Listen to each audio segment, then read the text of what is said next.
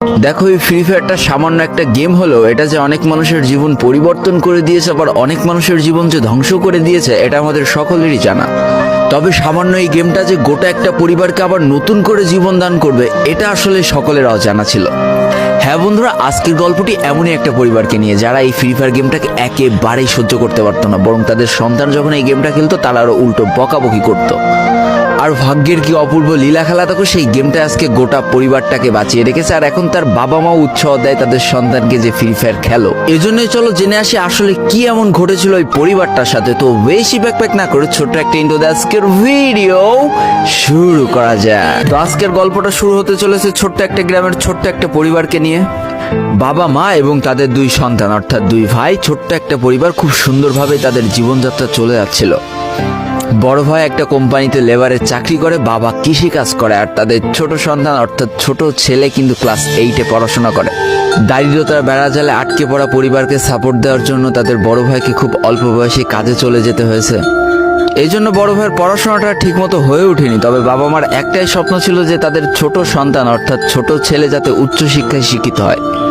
এই জন্য বাবা কৃষিকাজ করলেও সারাদিন মাঠে তুমুল কষ্ট করে এসে বাসায় যখন এসে দেখতো তাদের ছোট সন্তান পড়াশোনা করতেছে, সমস্ত কষ্ট এক চান্সে দূর হয়ে যেত। আর তাদের ছোট সন্তান পরিবারে অভাব দেখতে দেখতে বড় হচ্ছে, তো তাই সে একটা সময় ঠিক করেই ফেলে যে তাকে অনেক বড় হতে হবে, লেখাপড়া করে অনেক বড় মানুষের মতো মানুষ হতে হবে। আর ঠিক এমনটাই হতে থাকে। তাদের ছোট ছেলে খুব ভালো রেজাল্টও করতে থাকে, প্রত্যেক ক্লাসে টপ হতেও থাকে। তবে তার একটা বদ অভ্যাস ছিল, সেটা হচ্ছে ফ্রি ফায়ার গেম খেলা। করোনা চলার সময় যখন তার স্কুল বন্ধ হয়ে যায়, তখন তার বাবা এবং বড় ভাইয়ের জমানো কিছু টাকা দিয়ে তাকে একটা ফোন কিনে দেওয়া হয় অনলাইনে ক্লাস করার জন্য। তার ফোনটা ছিল 3 GB র্যামের একটা ফোন। তবে এইখান থেকেই তার ফ্রি ফায়ার গেমের সাথে পরিচয় হওয়া। সারাদিন পড়াশোনার ফাঁকে সময় পেলেই সে ফ্রি ফায়ার গেম নিয়ে বসে পড়তো। আগে যেমন বাইরে খেলাধুলা করতো, এখন সে আর বাইরে খেলাধুলা করে না, ঘরে বসে সারাদিন ফোন টিপে আর ফোনে গেম খেলে। এদিকে তার বাবা মা যখন ফ্রি ফায়ার গেম খেলা দেখতো তখন প্রচন্ড পরিমাণ রেগে যেত, এমনকি মারধর পর্যন্ত করতো যে তুই এই গেম খেলা বাদ দিয়ে দে। তবে তাদের ছোট ছেলে যতই বাবা মার বাধ্য সন্তান হোক না কেন, ফ্রি ফায়ার গেমটা ছাড়তে সে একেবারেই নারাজ।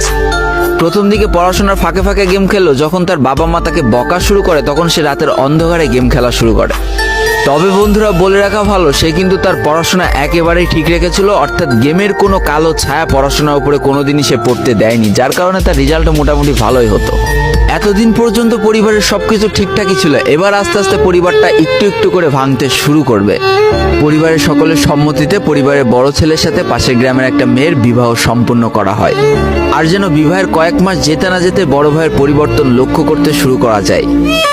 এতদিন ছোট ভাইয়ের পড়াশোনা খরচ বড় ভাই আর বাবা মিলে চালিয়ে আসলেও এখন আর বড় ভাই